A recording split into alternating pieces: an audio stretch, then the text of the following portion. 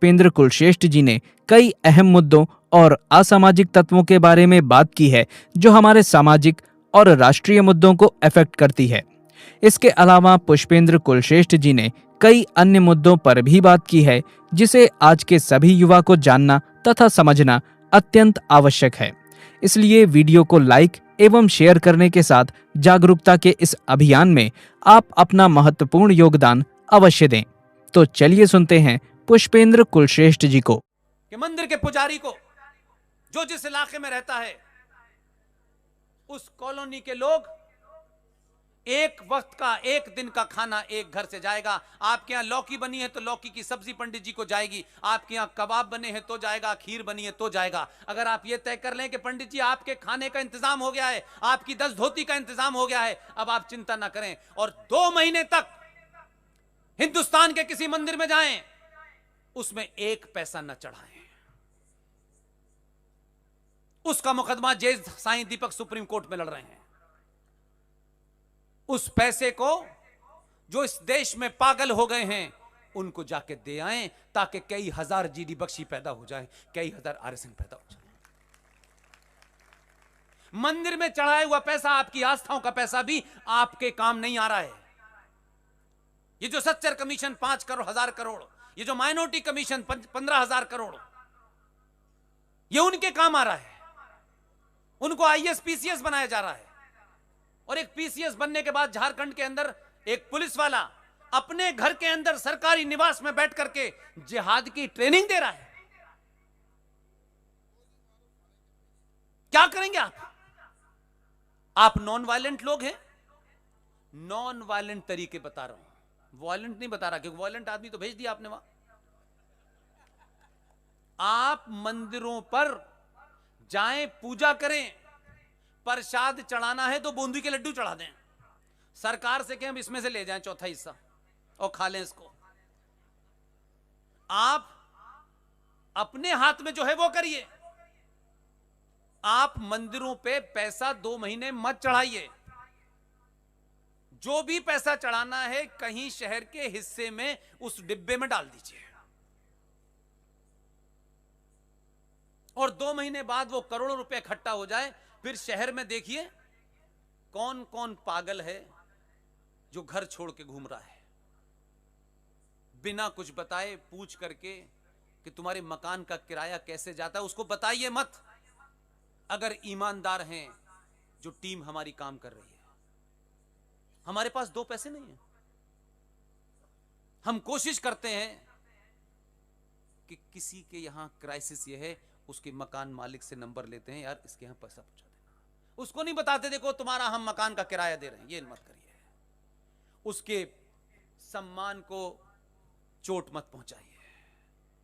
मंदिर में चढ़ाने वाले पैसे को तो आप दिखा के नहीं चढ़ाते, वो चुपचाप से चढ़ाते हैं। उतनी ही ईमानदारी के साथ इस देश में जो 10-15 लोग पागल हैं उनकी मदद करिए। 2 महीने करके तो देखिए। वो तो ज़कात निकालते हैं, आपके यहां तो दसत का कंसेप्ट था, धर्मांश का कंसेप्ट था, आपने उसे भुला दिया। हमारे समाज में भी था, हमारी सभ्यता में भी था कि जो आप ईमानदारी का पैसा कमाते हैं उसका 10वां हिस्सा आपको अपने रिश्तेदारों में अगर कोई पीछे कमजोर रह गया है उसको 6% और 4% समाज को जाएगा पैसा। हमारे यहां भी था, आप ही से लिया है। वो 1400 साल पहले आए हैं और क्या गजब के लोग हैं वो। 1400 साल पहले 632 में प्रॉफिट मोहम्मद की डेथ हुई, तब से इस्लाम आया। यही कह रहे हैं। मोहम्मद साहब के माता पिता की डेथ हो गई, बहुत बचपन में ये छोटे थे, अगर वो जिंदा होते तो ये ना हरकतें करते, लेकिन उनके दादा दादी ने इनको पाला। अब उनसे ये पूछ लो कि इनके दादा दादी कौन थे, तो कह यार ये बातें मत करा करो हमसे।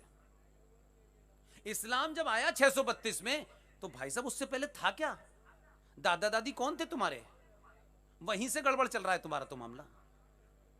तो ये सवाल नहीं पूछते आप। इसलिए उनके यहां फंडामेंटल जो बनाए गए, इसलिए मेरी निगाह में Islam is not a religion, Islam is a political ideology to capture power, nothing more than that. इसलिए क्या है, रोजा रखिए, युद्ध में अगर खाना ना मिले तो उसकी प्रैक्टिस होनी चाहिए। ज़कात दीजिए कि अपनी कमाई का 5% हम मजहब के लिए देंगे। हथियार, गोला बारूद, सामान, नमाज 5 वक्त असेंबल हुई है, एक साथ बैठी है। मोहल्ले के क्राइसिस क्या हैं ये समझिए। जब जुमे की नमाज हो तो मोहल्ले के बाहर के 15 मोहल्लों के लोग एक साथ पढ़िए, तो उस मोहल्ले में क्या हुआ, इस मोहल्ले में क्या होगा, कहां क्या करना है उसको मिलिए। और ईद के मानने से साल में एक बार एक दूसरे के घर सेवइयां खाइए। और ईमान की कमाई से पूरी दुनिया से मिलने के लिए हज करने चाहिए। पूरा पैटर्न यही है, उन्होंने उसे मजहब का नाम दे रखा है, इसी से चल रहे हैं। मक्का जाएंगे, पूरी दुनिया के मुसलमानों से बातचीत तय हो जाएगी। जुमे की नमाज में 4 मोहल्ले इकट्ठे हो जाएंगे, रोजाना नमाज अपने मोहल्ले में पढ़ेंगे। रोजा रखेंगे कि अगर बुरा वक्त आ गया, फाका करना पड़ा, 4 दिन भूखा रहना पड़ा, उसकी प्रैक्टिस करेंगे। और पूरी दुनिया में इस्लाम तलवार से फैला। फारूक अब्दुल्ला के बाप दादे इकबाल मोहम्मद, जिसने आपका तराना लिखा है, जो पाकिस्तान का सबसे बड़ा शायर माना जाता है, उसके पूर्वज सप्रू ब्राह्मण थे। ये उनके डॉक्यूमेंट में है। तो मोहब्बत से फैल रहा है इस्लाम। कहां फैल रहा है? मोहब्बत से तो बच्चे फैल रहे हैं। आप दुरुस्त फैक्ट पे बात कीजिए। इसलिए आपने मुझे इतनी देर तक सुना, मैं इसके लिए आपका शुक्रगुजार हूं। आज के प्रोग्राम के आयोजक जनाब जिग्नेश कैला साहब से मेरी दरख्वास्त है कि इस शहर में, इस देश में बहुत सारे दीवाने घूम रहे हैं, मैं ही अकेला नहीं हूं। मुझसे बेहतर बोलने वाले, मुझसे अच्छे बोलने वाले, मुझसे अच्छी तरह दूसरी बात रखने वाले, अपने सब्जेक्ट के माहिर लोग हैं। ये सिलसिला टूटने न पाए, इसको जारी रखिए।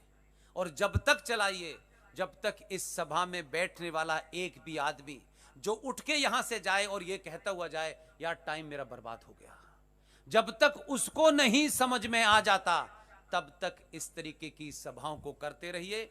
आप सब लोग धनाढ्य लोग हैं, संपन्न लोग हैं, जो जरूरतमंद लोग हैं उनकी मदद कीजिए। मदद करते वक्त बताइए मत कि हम मदद करने आए हैं। घरों में जाएं तो सोफे के नीचे पैसे रख के चले आएं, घरों में जाएं तो उनकी अलमारी में पैसा रख के चले आएं। 10 लोगों में उस पैसे को गाएं ना कि हमने तुमको 2000 रुपए हम देने गए थे। ये मत करिए।